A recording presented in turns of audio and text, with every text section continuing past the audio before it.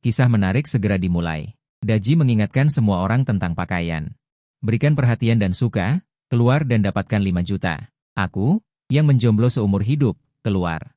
Dan menemukan 3 wanita cantik. Ketiga wanita cantik ini tidak biasa. Satu adalah siluman. Satu adalah iblis, dan satu lagi adalah Dewi. Mereka bertiga terluka parah dan aku menemukan mereka. Masing-masing berbaring di kaki gunung, lereng gunung, dan dasar gunung. Aku mengendarai kereta lembu ke gunung untuk memotong kayu.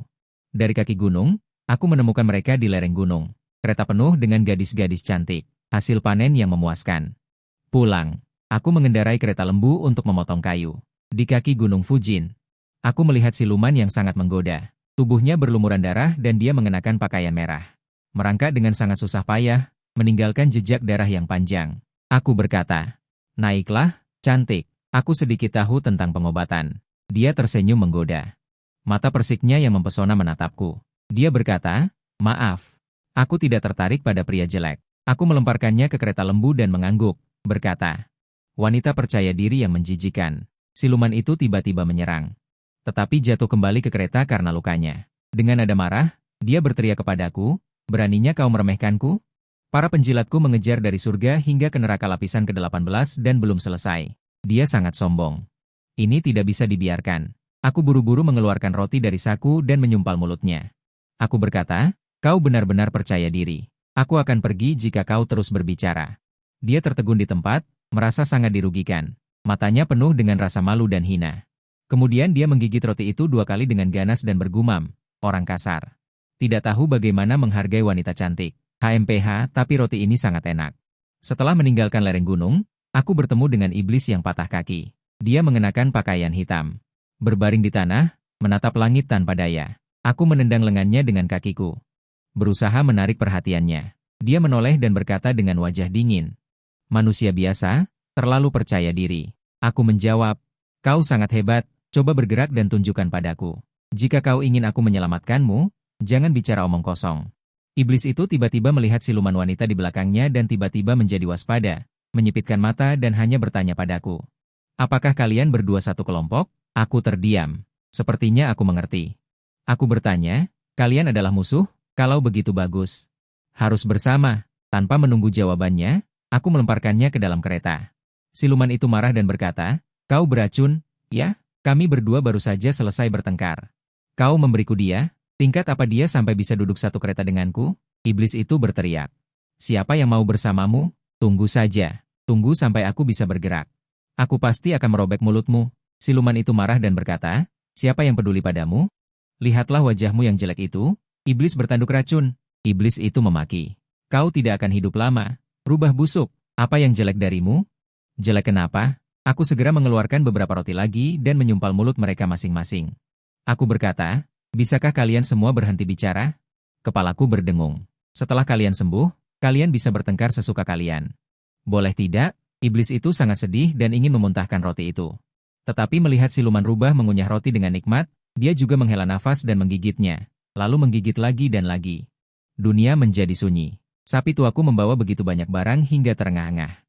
Awalnya aku berpikir akan lebih mudah ketika mencapai puncak gunung, tetapi aku bertemu dengan dewa lagi. Dia memelihara permen kacang berkaki 8 di tanah. Tidak menunjukkan kegembiraan atau kemarahan di wajahnya. Dia diam-diam menatapku dan 2 orang di belakangku. Aku berkata, "Jadi kalian bertiga bertempur dalam pertempuran campur aduk?" Dia bertanya, "Siapa yang berbicara denganku?" Aku menjawab, "Aku adalah orang baik." Dia tampak jijik. Menunjukku dan bertanya, "Membawa segerombolan iblis dan monster di dalam kereta, dan masih berani menyebut dirimu orang baik?" Sungguh menggelikan. Aku menekan tangannya dan berkata dengan sungguh-sungguh, "Apakah itu sopan? Berbicara seperti itu kepada orang lain, dan menunjukku? Apakah itu benar? Kebaikan dan kejahatan tergantung pada hatimu, bukan identitasmu. Iblis, monster, hantu, dewa, dan Buddha suci hanyalah penampilan luar." Matanya melebar, dia masih ingin menyalahkanku. Aku buru-buru mengeluarkan satu lagi bakpao. Kusumpal ke mulutnya. Lan Yao menggendongnya dan meletakkannya di atas kereta sapi. Iblis itu tampak tidak percaya. Dia dengan marah memaki, "Pria bau, standar ganda. Kalau kamu buta, cepat obati. Kenapa kamu menggendongnya dan tidak menggendongku? Apa kamu menyukai teratai putih?" Aku memasukkan bakpao terakhir ke mulutnya yang terus berteriak. Aku berkata, "Kamu tidak suka? Ya sudah pergi saja." Dia memang sedikit tidak puas. Tapi dia tidak lagi bersuara, dan fokus memakan bakpao. Kulihat dia sengaja menipu untuk mendapatkan bakpao. Melihat sekeliling, ini benar-benar bisa disebut sebagai panen besar, mendapatkan satu kereta penuh. Wanita yang menyenangkan mata. Aku dengan puas menepuk sapi tua yang membawa beban dan terengah-engah. Ayo pergi. Aku tinggal di lembah. Lokasinya terpencil, tapi tempatnya besar. Dulu keluarga kami memiliki banyak orang.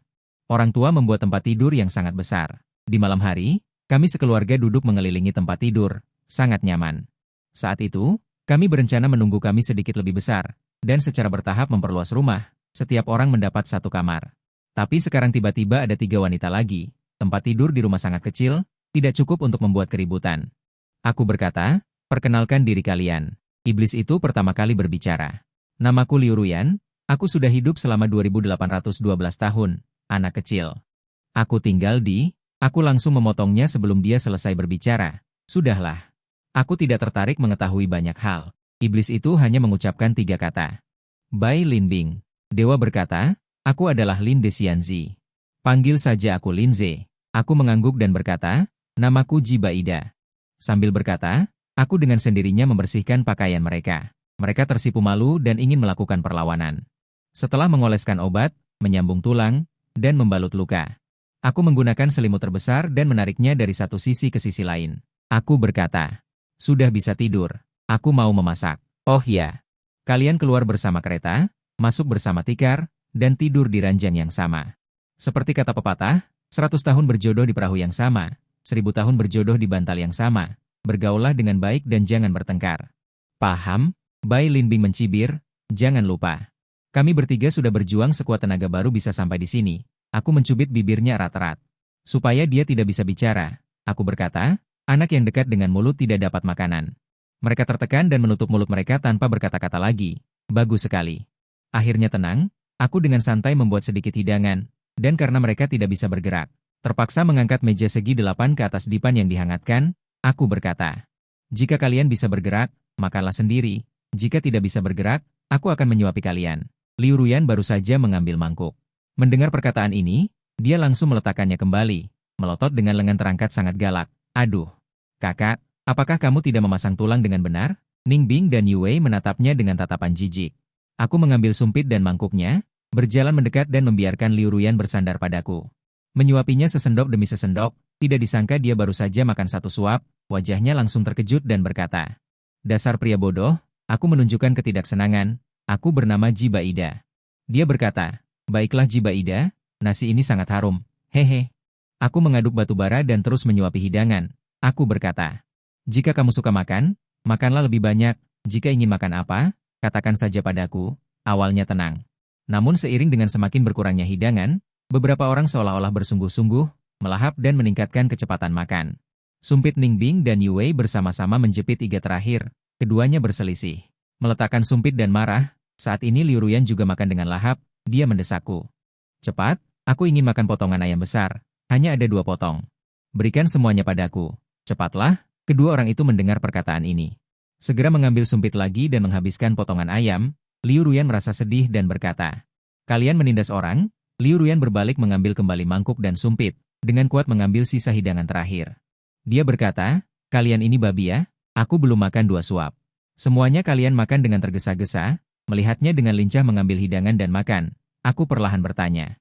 Bukankah sudah kubilang aku salah menyambung tulang? Mereka tidur seranjang selama 3 hari penuh. Malam pertama aku bilang aku juga mau tidur. Mereka tertegun, kehilangan kata-kata. Liu Ruyan buru-buru menolak dan berkata, tidak boleh, jangan begitu. Jika kamu punya pikiran macam-macam padaku di malam hari.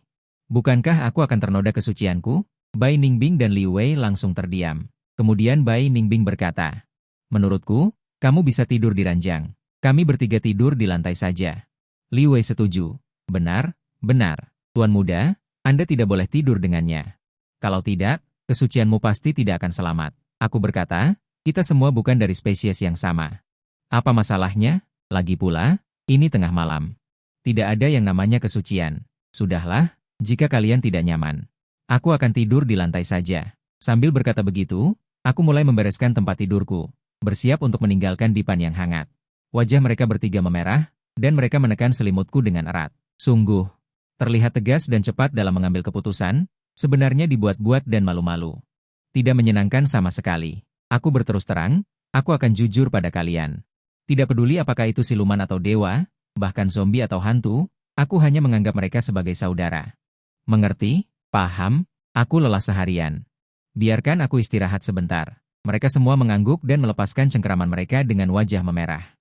Liu Ruyan tiba-tiba berkata dengan sungguh-sungguh, Jiba Ida, kedua orang ini terlihat seperti punya niat buruk. Jangan lihat mereka seperti suci dan murni, sebenarnya di dalamnya kotor. Biar aku tidur di sebelahmu. Aman. Aku beritahu kamu, aku sangat jujur saat tidur. Ciumlah. Aku sangat wangi. Setelah hening selama 3 detik, Bai Ningbing mencibir. Bukankah tadi kamu takut dia punya pikiran macam-macam padamu? Liu Wei terkekeh, bukankah kamu takut ternoda kesucianmu? Aku mendekat dan menciumnya dan berkata, memang sangat wangi. Nona-nona kaya di kota pun tidak sewangi kamu. Kalau begitu, aku tidur di mana? Wajah Liu Ruyan memerah, dan dia memilih ujung bajunya dengan tidak nyaman. Dia berkata, aku beritahu kamu, aku tidak berkencan dengan pria jelek. Tetapi jika kamu bersikeras ingin berkencan dengannya, aku juga tidak bisa tidak berkompromi sedikit. Aku menepuk kepalanya dan berkata, kamu harus istirahat yang cukup agar otakmu bisa berkembang. Sejak kehadiran wanita-wanita manja ini di rumah, setiap hari menjadi kacau balau. Berebut selimut saat tidur, berebut makanan saat makan, dan berdebat saat berbicara. Bahkan saling menyalahkan saat melakukan kesalahan. Aku seperti memelihara 3 anak perempuan durhaka, setiap hari menyelesaikan masalah yang tak ada habisnya.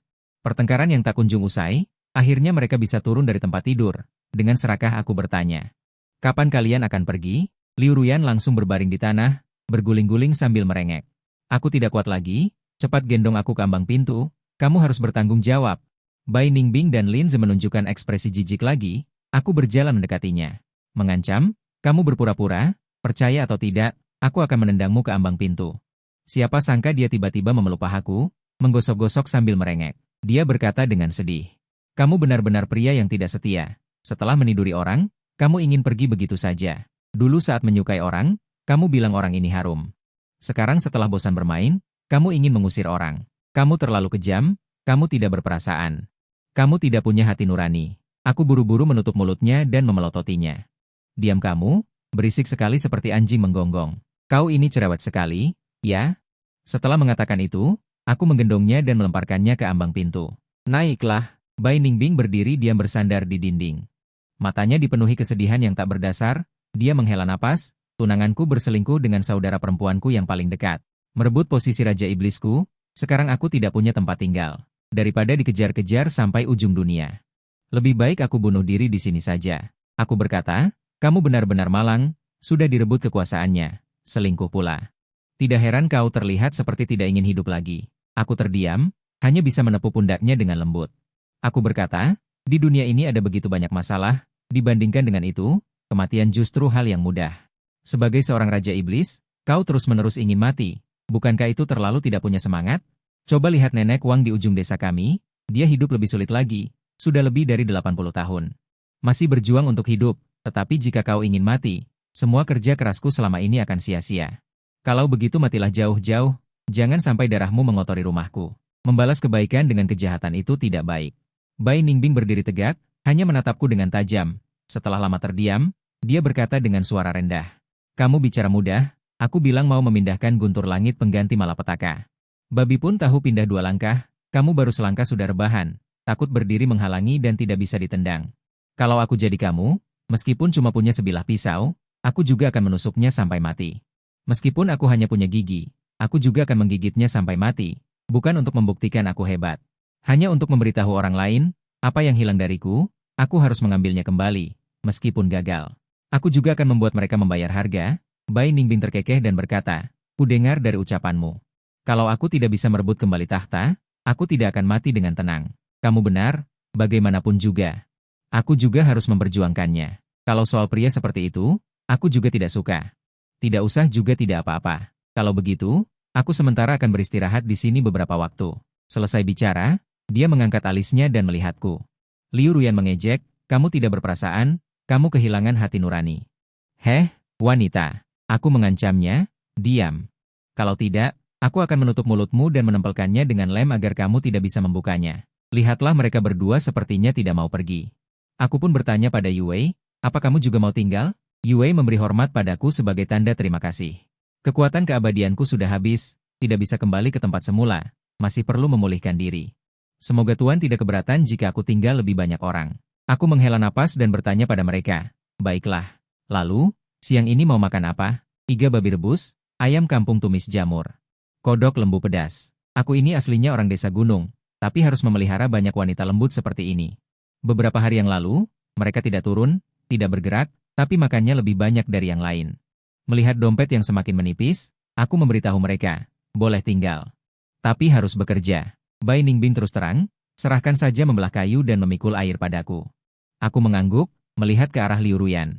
Dia melemparkan tatapan mata padaku dan berkata, aku bertugas cantik jelita, kamu bertugas menghasilkan uang dan menghidupi keluarga. Aku memukul dengan keras. Kepala kecilnya. Dia merajuk, aduh. Kamu kenapa? Aku tidak bisa berkata-kata, melakukan apapun tidak bisa. Makan apapun tidak cukup, apa kamu masih punya malu? Dia menarik-narik lengan bajuku. Kata mesin pernapasan, kau sangat kejam, kulitku ini sangat lembut. Bagaimana bisa kau tega menyuruhku melakukan pekerjaan kasar? Nona ini dari lapisan ke-18 neraka sampai ke alam surga. Di mana-mana aku disukai semua orang, kau adalah yang pertama, kau sudah meniduriku. Kau harus bertanggung jawab, aku tidak peduli, aku tidak mau memotong kayu dan memikul air. Kepalaku sakit mendengarnya, aku terpaksa berkompromi dan berkata, diamlah. Ikut aku ke kota untuk menjual arak. Liu Ruyan segera memasang tampang tidak berbahaya. Dia menutup mulutnya dengan patuh, dunia kembali tenang, aku menoleh ke kanan. Aku bertanya terus terang, kalau kamu, dia menatapku dengan tatapan kosong. Tertegun sejenak, memiringkan kepalanya, dan menjawab dengan polos. Itu makanan yang kau buat. Aku terdiam, bertanya lagi. Katakan saja apa yang bisa kau lakukan. Matanya langsung jernih, merasa bahwa aku telah menanyakan keahliannya. Dia menjawab dengan percaya diri, aku tidak bisa apa-apa. Terutama dia masih terlihat terkejut. Nada bicaranya sangat tulus, seolah mengatakan sesuatu yang sudah seharusnya. Aku putus asa, apakah ini masuk akal? Kataku. Kau adalah dewa, oke? Sedikit martabat dewa, oke? Bahkan jika kau kehilangan semua kekuatan sihirmu. Apa yang kau lakukan sebelum menjadi dewa? Dia berkata dengan malu-malu, aku tidak naik ke surga. Aku adalah keturunan dewa, langsung menjadi dewa, baiklah. Ternyata dia adalah generasi kedua dewa, tidak makan makanan duniawi, tidak heran dia menunjukkan ekspresi seperti belum pernah melihat dunia ketika makan masakanku. Aku mati rasa, dia menambahkan, aku tidak bisa. Tapi aku bisa belajar. Aku melambaikan tangan, sudahlah. Dengan waktu untuk mengajarimu, aku sudah selesai sendiri, lakukan saja sesukamu. Liu Ruyan naik kereta lembu dan pergi bersamaku untuk menjual arak, di jalan menuju kota. Dia terus bergumam di telingaku, dia berkata, kau tidak mencintaiku lagi, dulu kau bilang aku harum, setelah menipuku. Tidak menghargai sama sekali, malah menyuruhku menjual pesona untuk menarik pelanggan, sungguh tidak tahu malu. Aku mengeluarkan bakpao yang sudah kusiapkan dari saku dan menyumpalnya ke mulutnya. Aku bilang, itu sangat merugikanmu, siapa suruh kau makan tidak pernah cukup. Melakukan apapun tidak becus, sekarang di depanmu hanya ada dua pilihan, kalau tidak kau menjual pesona. Kalau tidak kau berjalan kembali sendiri, jujur saja, Liu Ruyan sambil mengunyah bakpao. Sambil melotot galak padaku berkata, kau ini memaksa orang baik menjadi pelacur, benar saja, sesampainya di pasar. Lapak baru saja dibuka, sekelompok pria langsung bergegas mendekatinya seperti lalat. Liu Ruyan mengubah sikapnya yang dibuat-buat, benar-benar seperti wanita penggoda, setiap kedipan dan senyum. Tanpa sadar menaikkan harga 3 kali lipat, itu benar-benar 3 kali lipat. Sungguh hati yang gelap, tetapi para tuan muda itu sama sekali tidak ragu. Sambil menarik-narik kantong uang yang menggembung, mereka saling dorong untuk menggodanya. Bolehkah saya tahu nama nona? Liu Ruyan menyerahkan 2 botol anggur berkata, panggil saja aku Yanyan, kakak harus membeli anggurku ya. Yanyan sangat kagum, hatinya diam-diam terpikat, Liu Ruyan lalu menyelipkan 7 atau 8 botol lagi berkata, bicara apa? Aku baru saja berumur 18 tahun, cepat beli beberapa botol anggur. Orang lain berkata, bagaimana menurut Yanyan tentang kakak, apakah hatimu sudah ada yang memiliki? Jari Liu Ruyan sedikit bergetar, menoleh ke samping dan melirikku, hanya saling menatap sesaat. Aku sudah merasakan jantungku bergetar. Aku belum sempat bereaksi, dia sudah memalingkan wajahnya. Dengan senyum menggoda berubah menjadi dirinya yang biasa. Hebat sekali, dia langsung mengeluarkan 20 botol. Dia berkata dengan suara manja, kakak tentu membuatku terpesona, tetapi jika bisa membeli puluhan botol anggur ini, maka kakak akan menjadi pahlawanku. Semua orang berteriak, aku juga mau 20 botol. Kau tunggu di belakang sana, berikan aku 20 botol dulu. Awalnya aku masih menyiapkan bekal untuk makan siang. Tetapi baru saja keluar, aku sudah harus kembali mengendarai kereta. Aku menimbang-nimbang kantong uang. Berat sekali, benar-benar pulang dengan membawa banyak uang, pulang nanti harus memberi Liu Ruyan 2 potong iga besar. Sedang berpikir begitu, aku melihat Liu Ruyan membuka sumbat sebotol anggur. Mendekatiku dan menggesek-gesekkan anggur itu padaku, aku bertanya dengan bingung, bukankah sudah habis terjual? Dia tersenyum licik dan mengangkat anggur ke bibirku. Berkata, ini khususku buat untuk Xiaobaiku. Cuaca sangat dingin, cepat minum sedikit untuk menghangatkan tubuhmu. Aku sedikit canggung menerimanya. Aku menyesap anggur dan mengeluh, di rumah masih banyak. Kau bisa minum saat kembali, lebih baik dijual. Liu Ruyan masih tersenyum dan berkata, kulihat kau mata duitan. Kedengarannya bagus, tapi selama ini kau belum pernah minum sebotol pun. Aku tersenyum tanpa berkata apa-apa dan menggelengkan kepala. Dia benar-benar tidak tahu penderitaan orang miskin. Sulit untuk makan dan berpakaian hangat, bagaimana mungkin ada minat untuk minum? Melihatku terdiam, suasana menjadi dingin. Dia menggelengkan kepalanya sedikit. Takut padaku? Awalnya kukira kau hanya orang kasar yang hanya tahu menebang kayu bakar dengan paksa. Tak kusangka kau tahu bagaimana caranya. Aku tersenyum pahit, ini yang diajarkan ibuku. Dia meninggal saat aku masih sangat kecil. Sudah lama sekali sampai aku tidak bisa mengingat penampilannya. Lucunya, meskipun penampilannya kabur, tapi hal-hal yang dia berikan padaku sedikit pun tidak bisa kulupakan. Dia menatapku 2 kali, lalu dengan malas berbaring di atas pedati. Dengan tatapan kosong melihat awan putih di langit, tampak berpikir. Setelah beberapa saat, baru berkata, ibuku juga meninggal beberapa tahun lalu. Sebelum meninggal, dia masih memikirkan pria tidak bertanggung jawab itu. Meskipun ingatannya kabur, tapi dia terus-menerus menyuruhku untuk mencarinya, bajingan yang disebut ayah itu. Dia tidak tahu, dan tidak akan pernah tahu, bajingan itu telah melakukan terlalu banyak dosa. Dia sudah lumpuh di tempat tidur, dan anak-anaknya juga sama persis dengannya. Mereka berharap dia segera meninggal. Aku bertanya, apakah kau masih ingin melihatnya sekali sebelum dia meninggal? Liu Ruyan terdiam sejenak, sikapnya yang biasanya berubah-ubah langsung menghilang. Suaranya dipenuhi dengan kebencian dan jijik yang mendalam. Dia pantas mendapatkannya? Kukira dia, apakah dia pantas? Setelah dia meninggal, aku akan membawa giok ibuku untuk membongkar makamnya, melahirkan tapi tidak membesarkan. Dia pantas mendapatkannya. Aku menghela napas dan terdiam. Aku fokus mengemudi, dia mendekatkan kepalanya dan bersandar di bahuku sambil menatapku geli. Bertanya, kenapa kau tidak memarahiku? Seperti memarahi iblis wanita itu. Biarkan aku pergi ke Zuntian untuk membunuh musuhku dengan tanganku sendiri, untuk disucikan. Coba kulihat dia. Menjawab, kalian berbeda. Dia dirampas semua yang seharusnya menjadi miliknya. Musuh bersenang-senang di dunia, mengapa aku harus bunuh diri dan menuruti keinginan musuh? Ayahmu adalah masalah lain. Bagimu, dia mungkin hanya orang asing. Tetapi kau tidak bisa melepaskan wasiat ibumu, itu sebabnya kau seperti ini. Tetapi kau sebenarnya juga punya rencana. Apakah aku membujuk atau tidak, pada akhirnya kau akan membuat pilihan itu, hanya masalah waktu saja. Dia berpura-pura tidak peduli dan bersandar di sampingku, dan berkata, kalau begitu aku akan mendengarkanmu. Jika Xiaobai ingin aku pergi, aku akan menahan diri dan tidak menemuinya. Jika Xiaobai tidak mengizinkanku pergi, aku akan menunggu sampai dia dingin dan menggali kuburannya. Aku bisa melihat emosi di matanya. Ada kesungguhan yang belum pernah terjadi sebelumnya dalam pikiran yang tenang. Dia hanya menatapku seperti itu, tidak bergerak. Aku menepuk kepala kecilnya dan menghibur, karena bagaimanapun juga kau akan pergi. Lebih baik pergi lebih awal dan memarahi orang tua itu saat dia masih hidup. Bagaimana menurutmu?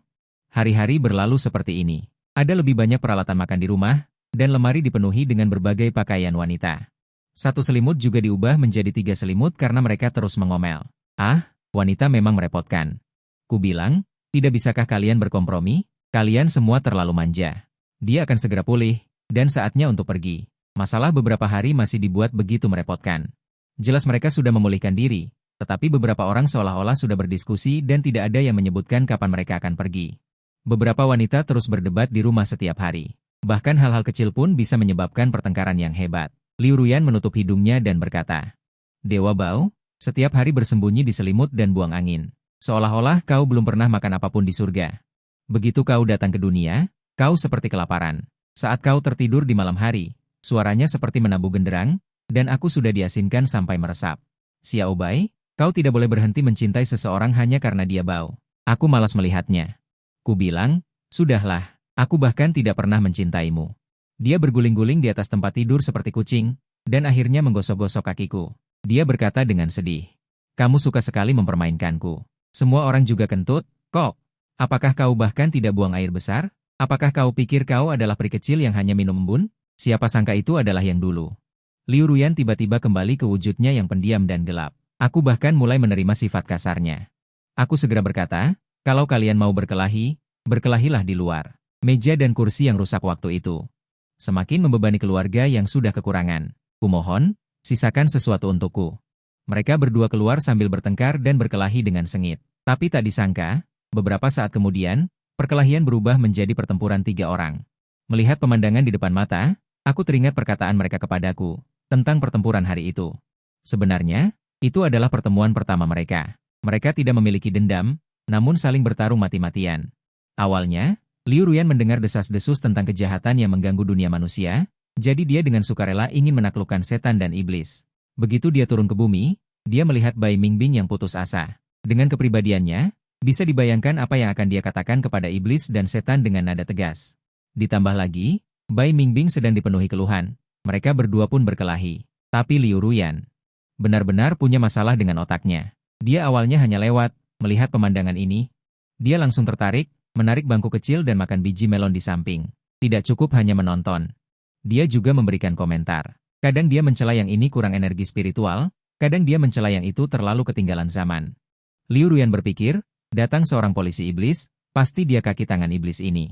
Bai Mingbing berpikir, datang lagi orang yang mencari mati, hancurkan saja.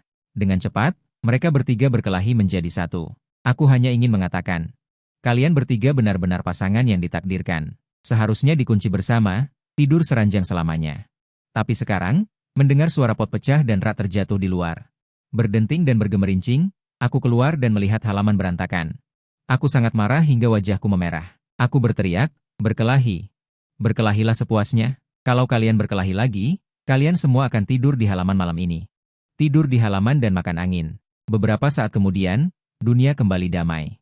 Liu Ruyan berkata, Xiao Bai, aku mau makan iga babi kecap. Bai Mingbing berkata, Liu Ruyan, aku hanya lewat. Liu Ruyan berkata, Xiao Bai, si rubah bau itu yang pertama kali menghina orang.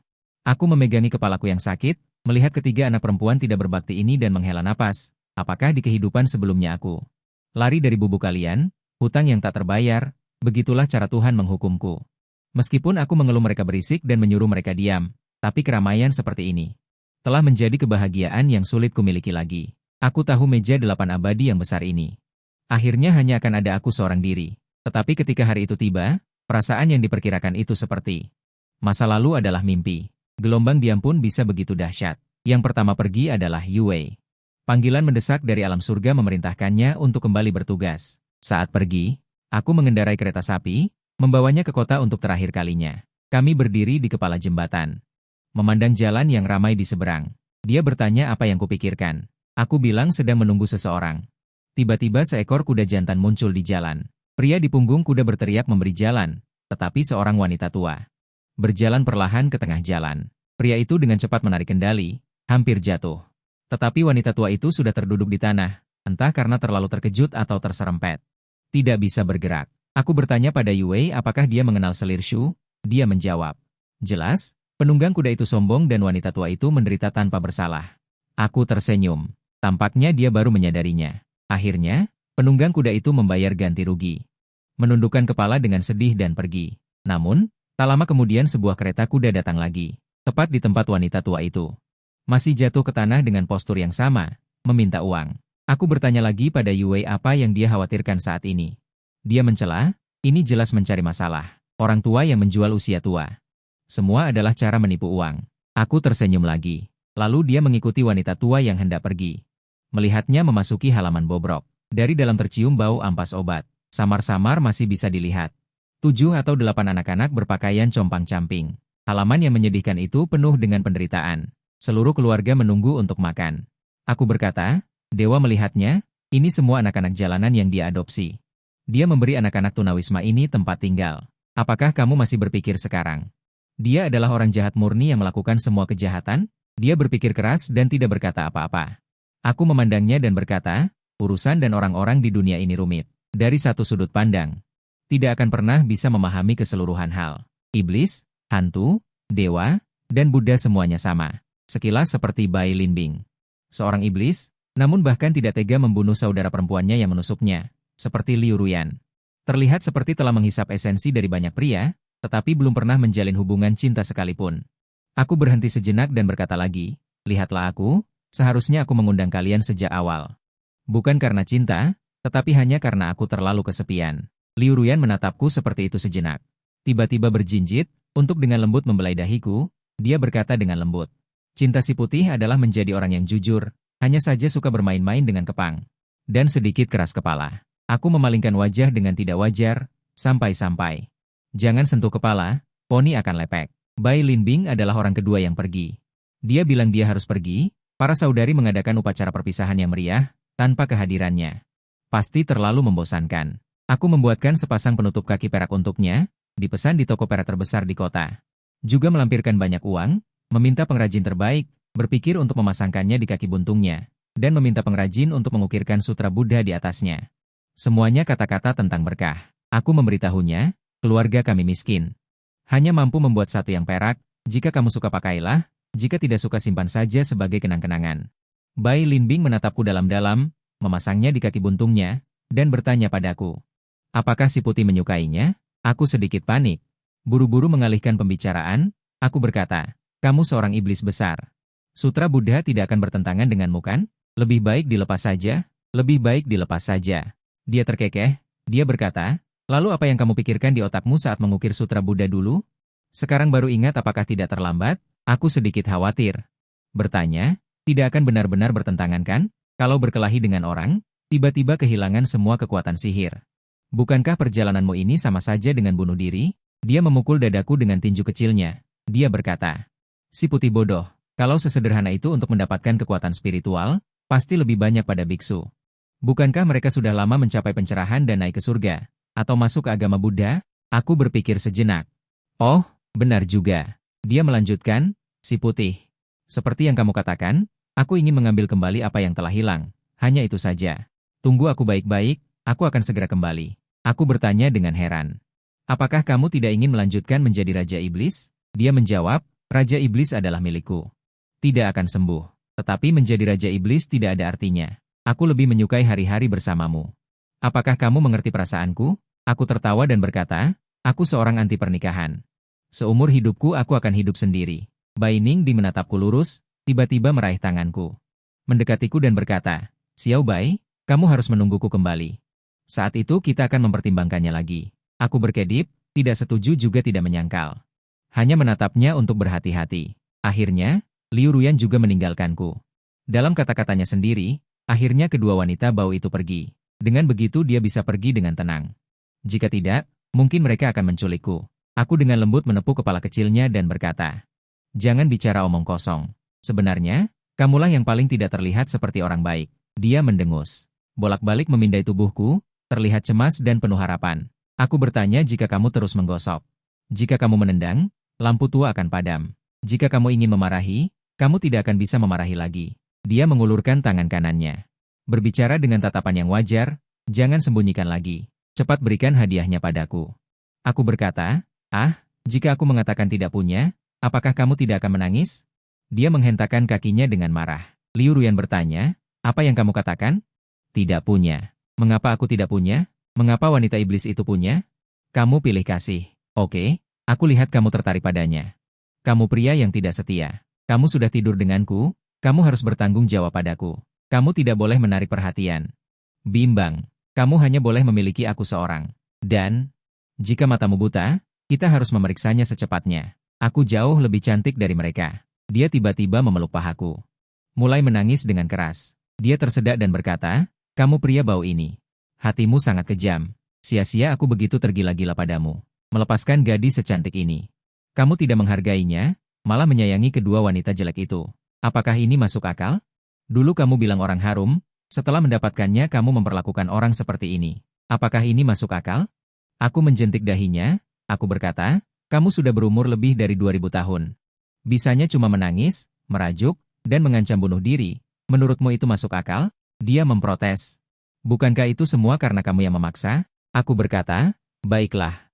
Cepat pergi, waktunya sudah mepet. Ekspresinya melembut, menatapku dengan serius, bertanya, Xiao Bai, maukah kau pergi bersamaku? Aku terdiam lama, hanya menatapnya seperti itu.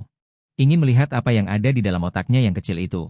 Setelah beberapa saat, aku baru tersenyum dan berkata, "Ini rumahku, kemana lagi aku bisa pergi?"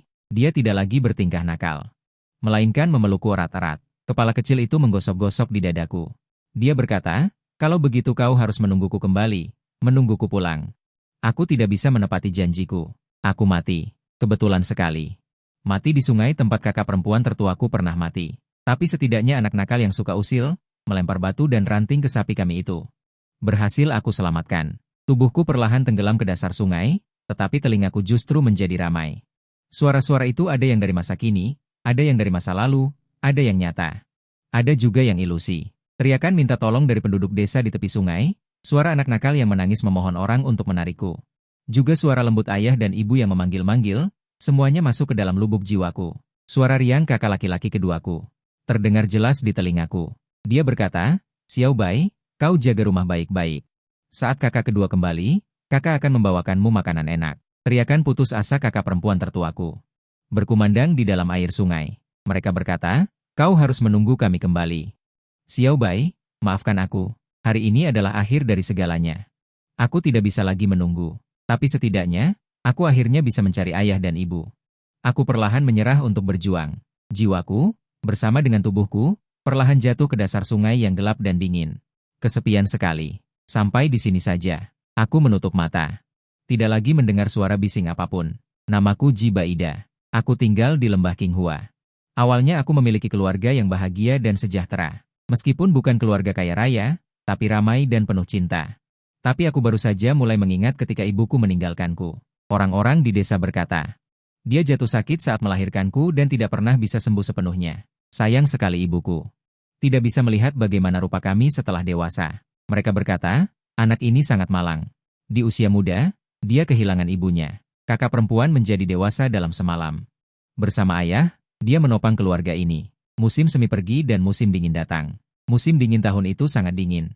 Seputih salju, lebih sulit dari tahun-tahun sebelumnya. Salju menumpuk di gunung. Persediaan makanan di rumah juga telah habis selama beberapa hari. Aku samar-samar ingat kakak laki-laki keduaku mencubit pipiku di pagi hari. Memberitahuku, "Xiao Bai, jadilah anak baik dan tunggu di rumah. Ketika kakak kedua kembali, aku akan membawakanmu daging buruan." Aku menunggu hari demi hari, tetapi aku tidak menunggu daging buruan. Aku juga tidak bisa menunggu ayah dan kakak kedua untuk kembali. Dengan sangat tegas menatapku dan berkata, "Xiao Bai, mulai sekarang, kamu adalah orang dewasa. Kamu masih memilikiku. Selama kita semua ada di sini, kita masih memiliki rumah." Aku mengangguk dan berkata, "Kak, aku akan mendengarkanmu." Tapi tidak sampai beberapa tahun kemudian, kakak perempuan jatuh ke sungai saat menyeberanginya. Dia berjuang dengan panik di dalam air. Kepanikan dan keputusasaan itu terukir dalam diingatanku. Dia berteriak padaku, memintaku untuk menyelamatkannya. Tapi pada saat ini, dia khawatir aku akan melakukan hal bodoh. Ekspresi kakak perempuan menjadi tenang dan menatapku. Dia tersenyum padaku dan mendesakku untuk segera pergi dari sana dan memanggil orang lain untuk menyelamatkannya. Aku tidak tahu ketika aku berlari sambil menangis mencari orang untuk kembali, bagaimana perasaannya ketika melihat punggungku yang menjauh. Aku berteriak, menarik dan menyeret orang untuk datang, tetapi kakak perempuan sudah menghilang. Orang-orang desa mengatakan bahwa keluarga kami pasti telah mengundang semacam roh jahat. Mereka semua mengatakan bahwa aku pasti tidak akan hidup lama. Tapi aku tumbuh dengan sangat kuat. Tahun demi tahun, tidak peduli apa yang kualami. Betapa sulitnya hidup, aku masih hidup. Tapi orang-orang desa secara bertahap menjauhiku. Merasa bahwa aku memiliki nasib yang keras, membunuh ayah dan ibu, dan membunuh kakak laki-laki dan perempuan. Pertumbuhanku disertai dengan celaan yang tak ada habisnya. Semua orang menjauhiku seperti menghindari wabah. Seekor anjing mati di desa juga menyalahkan aku, katanya aku melewati rumah mereka, aku berencana menghabiskan hidupku seperti ini. Tapi Tuhan membiarkanku bertemu dengan ketiga wanita itu, aku merasa aku bernasib sial. Mungkin aku tidak bisa mengalahkan dewa dan iblis, aku ragu-ragu, tapi aku juga sangat kesepian. Aku membawa mereka pulang, rumah tua itu kembali hangat seperti dulu, dan menjadi ramai kembali. Bagus sekali. Kemudian mereka pergi, dan aku merasa seperti ini juga baik. Pergilah, jangan sampai mati karena kesialanku jika mereka tinggal lebih lama. Tapi mereka semua menyuruhku menunggu. Mereka akan kembali. Hari demi hari, aku menanti. Menjaga, seperti hari itu menunggu ayah dan kakak kedua, patuh menjaga rumah. Hanya saja kali ini, aku pergi lebih dulu, tapi setidaknya aku menyelamatkan anak nakal itu. Aku merasa aku tidak membunuh orang lain, malah menyelamatkan orang. Itu sudah cukup. Aku mengantre di neraka menunggu reinkarnasi. Datanglah seorang petugas neraka. Terengah-engah menghampiriku dan memutariku. Dia bertanya, apakah kamu Jibaida? Kamu Jibaida, kan? Aku mengangguk dengan canggung, berkata ya. Apakah sudah giliranku? Efisiensinya sangat tinggi. Dia menarikku melewati lapisan demi lapisan lautan hantu. Dia berkata, reinkarnasi? Apa yang kamu pikirkan? Kamu mendapat masalah, saudara. Aku panik, masalah sebesar apa ini? Sampai ada yang menjemputku secara khusus. Tak disangka, begitu masuk ke istana Yama, aku melihat Liu Ruyan mencengkeram leher Yama. Wajahnya garang, memancarkan kekejaman, seperti ibu Yama. Liu Ruyan berteriak. Katakan sekali lagi, dasar kau benda tua bangka, masalah kecil seperti membangkitkan orang saja tidak bisa kau lakukan. Sampah tidak berguna, jika kau terus mengulur-ulur waktu, percaya atau tidak, akan kubalikan istana Yama ini. Akan kurusak buku catatan kehidupan dan kematianmu. Bahkan pintu gerbang neraka pun tidak akan kusisakan untukmu. Akan kuhancurkan semuanya. Yama tampak ingin menangis tetapi tidak bisa. Membiarkannya memaki, dan berkata dengan suara rendah. Kelahiran, usia tua, penyakit, dan kematian adalah takdir surga. Takdir surga bukan aku yang menetapkan. Aku hanyalah Yama kecil. Nona, mengapa mempersulitku? Liu Ruyan tidak mendengarkan ini, mendengus dingin dan hendak menyerang. Tapi dihalangi oleh dua wanita lainnya, dan mengambil kesempatan untuk menendang Yama. Tetapi masih berpura-pura baik. Dia berkata, Liu Ruyan tidak boleh bertindak lancang. Bagaimana bisa memperlakukan Yan Wang seperti ini?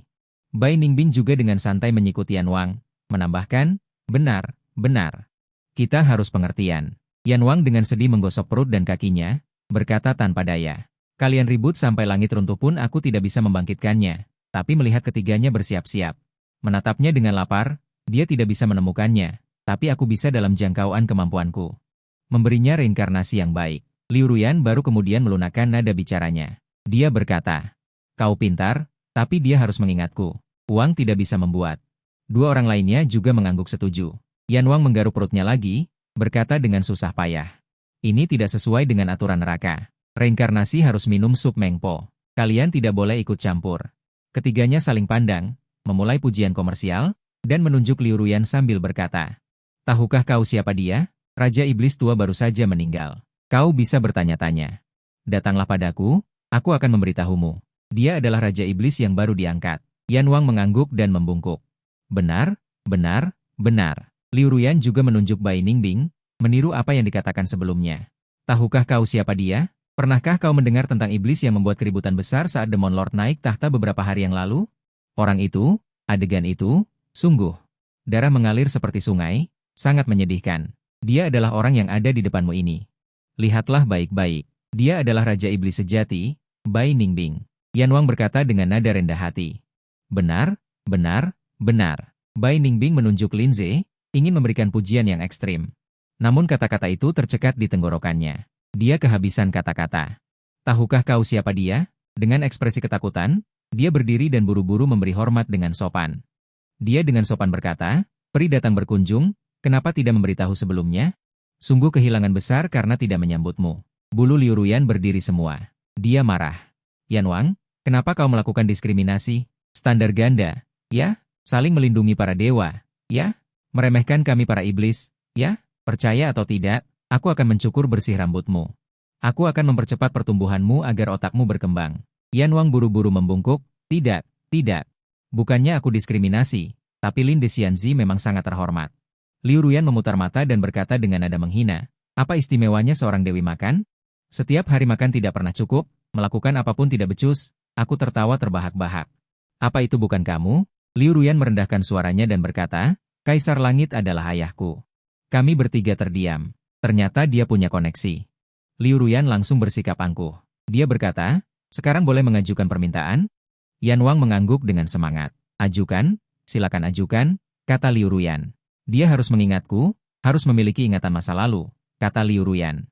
Harus lahir di keluarga kaya raya, seumur hidup tidak perlu khawatir tentang makanan dan pakaian, tidak perlu bekerja. Hanya perlu makan, minum, dan bersenang-senang, kata Bai Ningbing, sambil menatap Bai Ningbing. Serempak berkata, benar, ikuti saja apa yang dia katakan. Jadi, aku dengan bingung. Dilemparkan ke dalam reinkarnasi. Bahkan tidak sempat mengucapkan selamat tinggal pada mereka. Yan Wang mendesak. Nenek moyang, kalau sudah selesai, cepat pergi. Kuilku kecil, Tidak muat dewa sebesar kalian. Aku terhuyung-huyung, pusing, dan tidak jelas saat bereinkarnasi. Begitu membuka mata, aku ternyata menjadi pangeran paling dihormati di kerajaan Daki. Seekor babi kecil? Apa-apaan ini? Sungguh keterlaluan. Keterlaluan sekali. Dosa apa yang telah kuperbuat hingga bereinkarnasi menjadi apa? Yan Wang benar-benar mereinkarnasiku menjadi apa? Liu Ruyan dan Bai Ningbing berkumpul di sekitarku.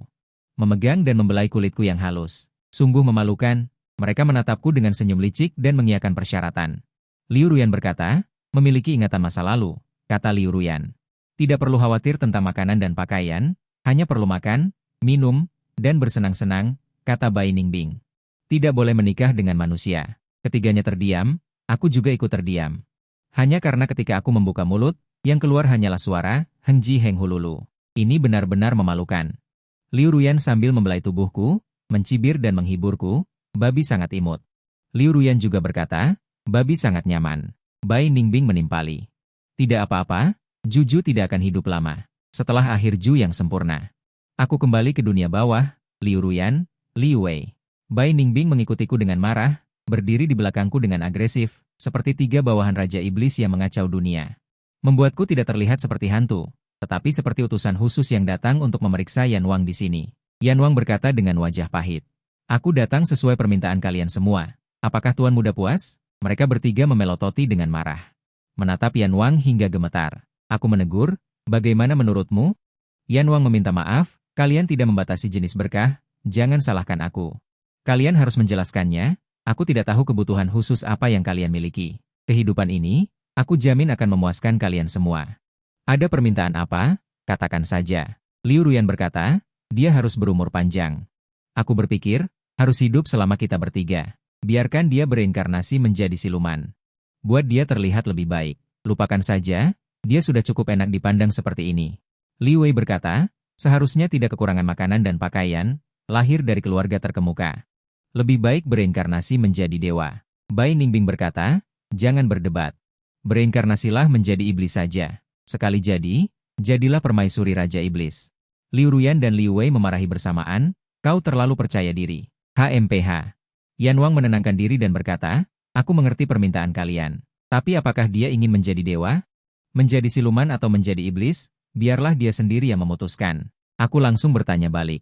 Apakah aku tidak bisa menjadi orang biasa? Mereka bertiga langsung membungkam mulutku. Tidak boleh. Liu Ruyan berkata, hidup ini singkat, aku masih ingin menghabiskan waktu bersama Xiao Bai.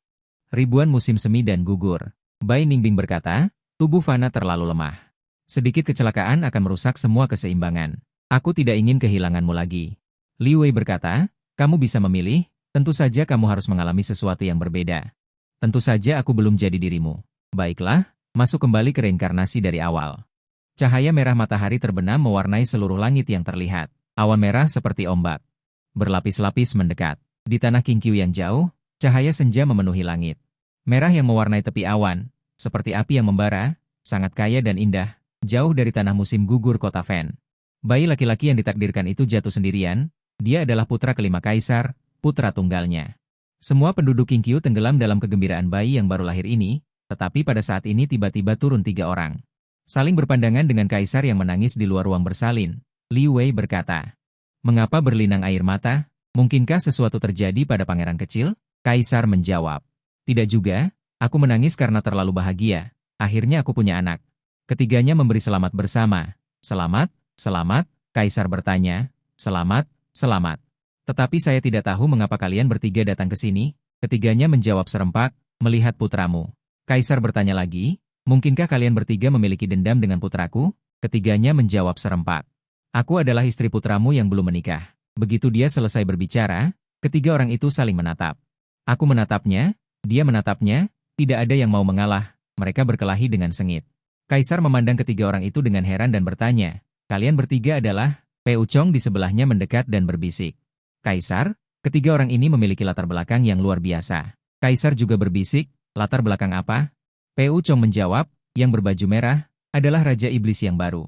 Yang berbaju hitam adalah Raja Iblis, dan yang berbaju putih adalah Putri Langit dan Bumi. Ini sudah menyebar di lingkaran, apakah kamu belum tahu? Kaisar sangat terkejut hingga rahangnya jatuh. Menunjuk dengan jarinya, dia berkata, tidak heran dia adalah putraku. Wanita yang mengejarnya juga sangat luar biasa. benar-benar membuatku tenang. Pu Chong menghela nafas.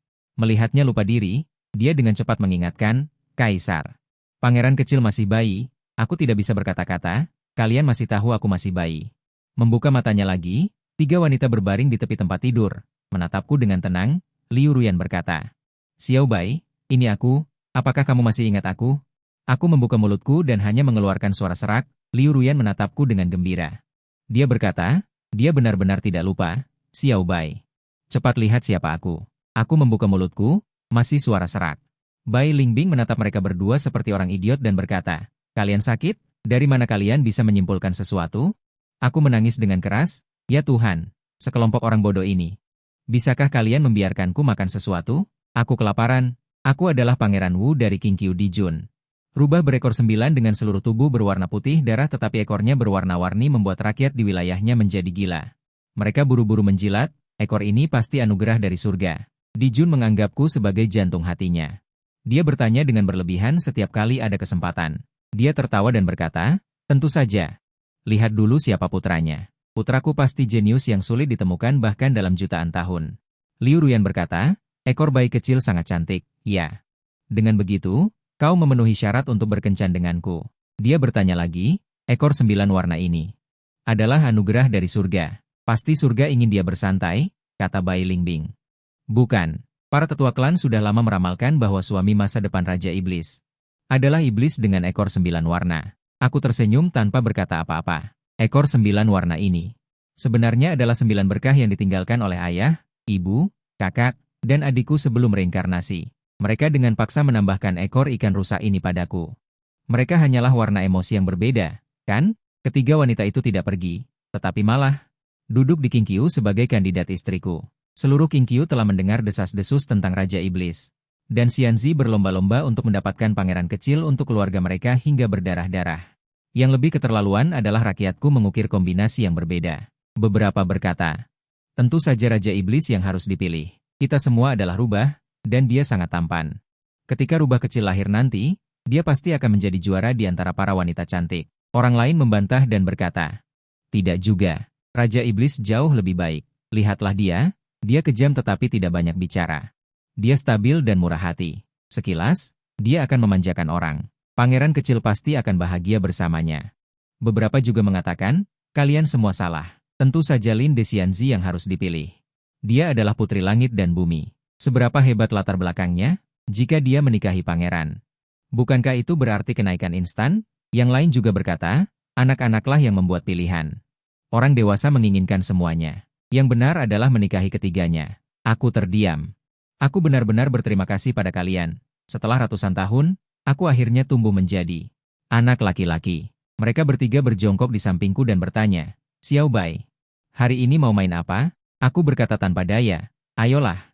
Aku memang terlihat seperti anak-anak, tapi aku punya jiwa orang dewasa, oke? Liu Ruyan melambaikan tangannya dan berkata, kamu masih anak-anak. Lalu tersenyum dan berkata, Xiao Bai, cepatlah tinggi. Aku masih menunggumu memasak. Kamu bahkan belum bisa mencapai kompor. Kamu harus berusaha keras, ya? Atau aku akan memindahkan bangku untukmu? Aku menangis dengan keras, aku masih anak-anak, ya? Lepaskan aku, ya? Bai Ningbing berkata, cepat atau lambat kamu akan dewasa. Saat itu, aku akan menikahimu. Aku menggelengkan kepala dan berkata, Bai Ningbing, aku ini anti pernikahan, jangan menggantungkan harapan padaku. Sekejap mata, berlalu lagi beberapa ratus tahun. Aku akhirnya dewasa dan menikahi Raja Iblis Liu Ruyan, dan Yu Wei dan Bai Ningbing. Juga datang untuk merayakan hari bahagiaku. Aku mengenakan pakaian perayaan, Liu Ruyan tersenyum ceria mengikuti di belakangku. Bersulang dari meja ke meja kepada para tamu. Aku lelah, jadi aku duduk dulu di meja Yu Wei dan Bai Ningbing. Untuk makan beberapa potong iga babi kecap untuk menenangkan diri. Yu Wei berpesan, Xiao Bai, kamu harus menjaga dirimu baik-baik. Jika rubah busuk itu memperlakukanmu dengan buruk, aku akan datang membantumu menghajarnya. Lalu kenapa kamu tidak memilihku? Aku menjawab, bagaimana ya? Wilayah iblis itu gelap dan lembab. Aku punya sakit rematik, tidak tahan. Yu Wei menyeret kepalanya dan bergumam, dunia dewa tidak punya masalah seperti itu, kan? Kamu juga tidak memilihku? Ya, aku berkata. Bagaimana ya? Dunia dewa terlalu banyak aturan, hatiku merindukan kebebasan. Suasana menjadi canggung. Aku sedang berpikir apa yang harus kukatakan untuk meredakan tekanan, hanya mendengar Bai Ningbing berkata dengan tenang, Jika menyukainya, katakan saja dengan jujur. Sudah menikah pun masih malu-malu. Aku menoleh ke belakang dan melihat ke arah Liu Ruyan yang tidak jauh. Dia juga melihatku dan tersenyum kecil, memberi isyarat, lalu melanjutkan berbicara dengan orang lain. Aku bertanya, bagaimana kamu bisa tahu? Bodoh, saat kamu memilih bereinkarnasi menjadi iblis, aku sudah mengerti isi hatimu. Jadi, apa yang kamu sukai dari dia? Apa bagusnya rubah busuk itu? Aku mengangguk. Dengan sangat serius berkata, sebelumnya aku kesepian dan menderita tatapan dingin serta pengucilan dari dunia. Liu Ruyan adalah percikan api kemanusiaanku. Selama dia ada di sisiku, aku merasa dunia ini masih memiliki kehangatan. Bahkan musim dingin yang paling membekukan pun akan mencair dalam rengekannya yang manja. Bahkan gunung es pun akan meleleh dalam keceriaan dan kelugasannya. Sejak awal hingga akhir, akulah yang membutuhkannya, bukan sebaliknya. Saling memandang Bai Ningbing dengan sedikit permusuhan. Kalian sedang apa, Xiao Bai? Kenapa begitu dekat dengannya? Kamu kan sudah punya istri. Bai Ningbing terkekeh dan berkata, mau tahu ya? Kami tadi sedang membicarakan sapi. Liu Ruyan melirikku. Aku dengan malu memalingkan wajah. Dia bertanya, apa yang kalian jelek-jelekan tentangku? Bai Ningbing menjawab, kamu bodoh dan berteriak-teriak tidak jelas. Aku seperti burung anis yang lincah. Ratusan tahun lagi berlalu, anak-anak rubah kecilku dan Liu Ruyan juga sudah menyerupai anak-anak. Di hari ulang tahun Liu Ruyan, Bai Ningbing dan Yu Wei datang lagi. Tetapi dengan tangan kosong. Tentu saja, seperti biasa. Akhirnya kamu mengerti juga, semakin masuk akal saja. Xiao Bai bangga, cepat suruh suamimu bersiap-siap. Bai Ningbing mengejek, aku hanya datang untuk melihatmu, setahun lagi apakah kamu akan mati? Usiamu sudah 4.000 tahun, bagaimana bisa kamu bertahan selama itu? Sudahlah. Kali ini keberuntunganmu buruk, kalau begitu terpaksa menunggu beberapa hari lagi baru bisa menjemput Xiao Bai dan yang lainnya. Liu Ruyan menggulung lengan bajunya dan berkata, sepertinya kalian gatal ingin dipukul. Sini. Sudah lama tidak beraktivitas, tidak memberi pelajaran pada kalian tidak tahu Xiao Bai itu milik siapa. Aku berteriak dari dalam rumah, dasar anak tidak berbakti, jangan berdiri di sana dan melamun, cepat masuk dan makan. Kalian lapar atau tidak? Mereka bertiga berteriak bersamaan, datang. Bertahun-tahun kemudian, mejanya tetap meja 8 dewa, dan tetap kami berempat. Yang berkuasa tetap berkuasa, yang pergi tetap pergi.